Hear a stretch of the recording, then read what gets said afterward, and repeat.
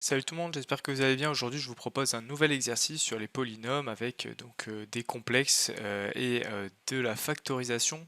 Vous allez voir tout ça. On a des premières questions avec un polynôme complexe, il faut en déduire une factorisation et ensuite on a des questions sur les sinus et des cosinus, des produits. Voilà, c'est un exercice qui est vraiment intéressant. Je vous invite à mettre la vidéo sur pause, à la chercher par vous-même et ensuite je vais passer à la correction de ce beau problème. Mais avant ça, abonnez-vous, likez, mettez la cloche, ça me donne beaucoup de force pour vous proposer toujours du nouveau contenu. Allez, donc on est parti pour la première question. Déjà, on a ce polynôme-là qui est une somme de termes avec z puissance k. Donc en fait, on reconnaît la somme des premiers termes d'une suite géométrique, en l'occurrence celle de raison z, z d'un certain complexe. Donc cette formule, la formule qu'on peut utiliser, on sait qu'elle est valable que si la raison est distincte de 1.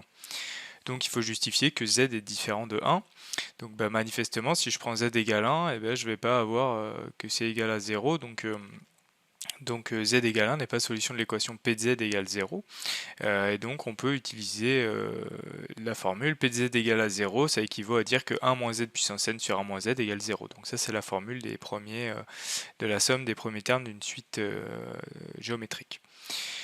Donc si je prends z d'une solution de P de z égale 0 et pas 1, et bien en fait j'ai quoi? J'ai z puissance n égale 1, puisque dans ce cas-là c'est le numérateur qui s'annule, il s'allume pas.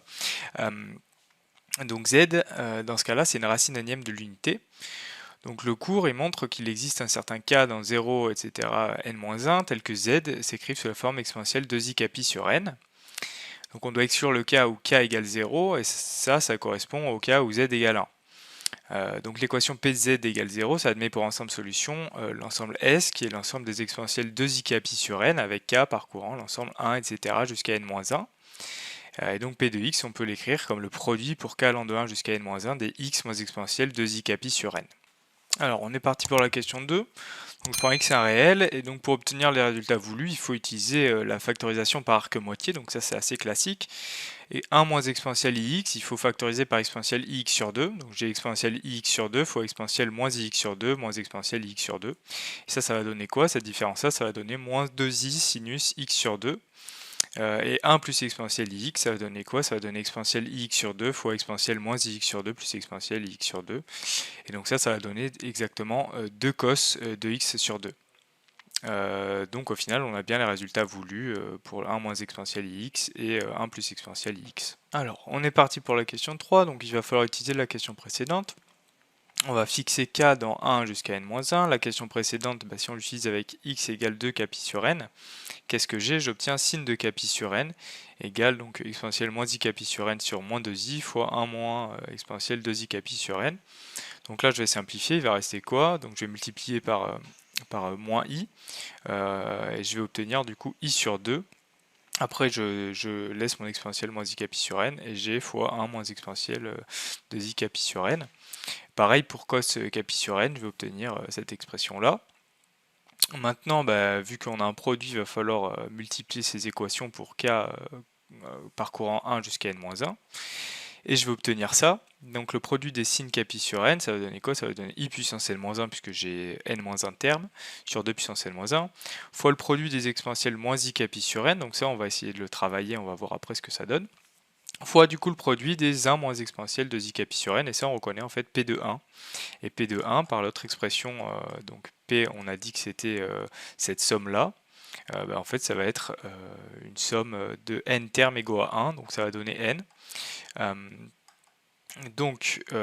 Voilà, donc on récupère un n ici, et là j'ai le produit des exponentielles moins i capi sur n. Donc le produit des exponentielles, c'est l'exponentielle de la somme. Donc au final, j'ai récupéré, donc là je me suis trompé, le produit va de 1 jusqu'à n-1, et donc je vais avoir une somme qui va de 1 jusqu'à n-1, et donc je vais récupérer les termes.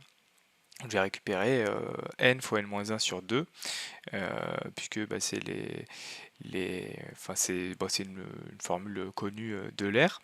Et ensuite, on simplifie les n, et il va me rester du coup exponentielle moins i pi sur 2 fois n-1, et le fois n-1, en fait, on va l'appliquer comme une puissance de l'exponentielle pour récupérer du coup exponentielle moins i pi sur 2, qui va valoir moins i, à la puissance n-1, donc je vais avoir du moins i puissance n-1, qui va se simplifier avec le i puissance n-1. Donc je vais avoir du moins i fois i puissance n-1, donc ça va donner, au final ça va se simplifier, ça va donner 1 à la puissance n-1, donc ça se simplifie et il va juste rester n sur 2 puissance n-1. Maintenant, même au combat avec le cos de K pi sur n, donc on va avoir, on rappelle qu'on a obtenu cette expression-là. On va appliquer le module et ensuite on va multiplier les équations.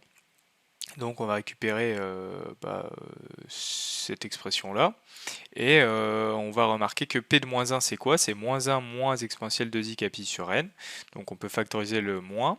Et donc on va obtenir que c'est égal à moins 1 puissance n-1 fois donc le produit des 1 plus exponentielle 2i K pi sur n, qui est exactement ce qu'on a obtenu ici. Donc conclusion, ça veut dire que le produit des 1 plus exponentielle 2i K pi sur n, c'est moins 1 puissance n-1 fois P de moins 1. Et donc on peut utiliser aussi la formule de la somme des premiers termes d'une suite géométrique pour obtenir P de moins 1. P de moins 1 c'est quoi? C'est 1 moins 1 puissance n sur 2 et donc on a obtenu le résultat voulu pour le produit des modules des cos de K pi sur n, c'est égal à 1 moins 1 puissance n sur 2. On est parti pour la quatrième question, donc je prends k dans 0 n-1, x un réel, et donc je vais commencer par développer signe de x plus k pi sur n. Signe de x plus k pi sur n par la formule de Euler, ça donne exponentielle i facteur de x plus k pi sur n plus exponentielle moins i x plus k pi sur n. Donc je vais ensuite factoriser par exponentielle moins i x plus k pi sur n et obtenir du coup pour récupérer un exponentielle 2ix moins exponentielle moins 2i k pi sur n. Comme ça je récupère surtout les exponentielles moins 2i k pi sur n. Donc si je prends z égale exponentielle 2ix, si j'utilise la formule que j'ai obtenue en première question, j'obtiens quoi? J'obtiens que le produit des exponentielles 2ix moins exponentielle 2i k pi sur n, qui est égal à exponentielle moins 2i k pi sur n, je vais obtenir du coup exponentielle 2 nx moins 1.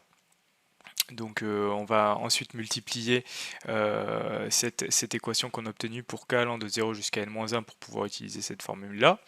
Qu'est-ce que je vais récupérer? Je vais récupérer 1 sur 2i à la puissance n, ça c'est simple. Le produit des exponentielles moins i x plus k pi sur n, ça je vais pouvoir le simplifier ensuite en sommant à l'intérieur. Le produit des exponentielles c'est l'exponentielle de la somme. Voilà. Et ensuite ce produit là, je vais récupérer exponentielle 2i nx moins 1. Donc voilà, et au final je vais obtenir 1 sur 2i à la puissance n, exponentielle i pi sur 2 à la puissance n moins 1, exponentielle i nx moins exponentielle moins i nx. Et finalement je vais obtenir que c'est égal à 2 puissance n moins 1 fois le produit des signes x plus k pi sur n, c'est égal à sin nx, comme ce que l'on voulait, il suffit juste de reconnaître le résultat voulu. Voilà, donc c'est fini pour cet exercice, j'espère que vous aurez appris des choses. En tout cas n'hésitez pas à vous abonner, à liker, à mettre la cloche, et j'espère vous retrouver très prochainement pour une nouvelle vidéo. Salut!